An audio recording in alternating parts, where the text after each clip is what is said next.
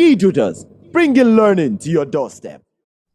The teacher will help us during our examination, comma, dash, question mark.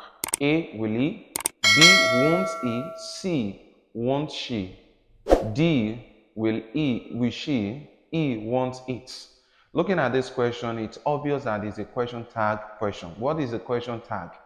A question tag is a short question that is attached or tagged with a statement, and it is usually separated from that statement by a comma.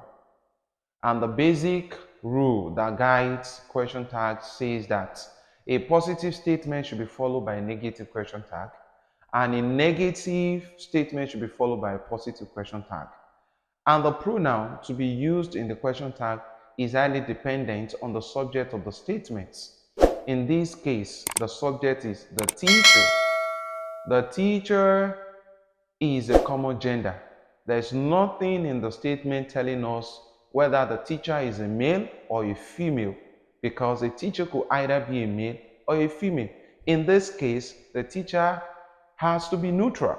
It's just like the case of a woman who is being delivered of a baby.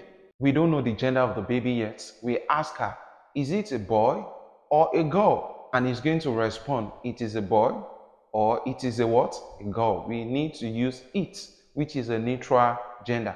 And looking at the option, the only option that has that it in neutral gender is option E. Want it is the right answer. To know more about question tag and other relevant topic in Jamb Utme use of English, you can join the Tutors online classes, physical classes at Akoka, not far from University of Lagos. We've helped several students to gain admission to their dream universities within and outside the country over the years, and we've helped them to score a perfect Jamb Utme score ranging from 280 upward, 300 plus, among others. Something is guaranteed. Even when you plan to fail, we are going to do everything that is going to make you pass. The Tutors will bring result-oriented tutorial classes to your doorstep. Thank you. Tutors, bringing learning to your doorstep.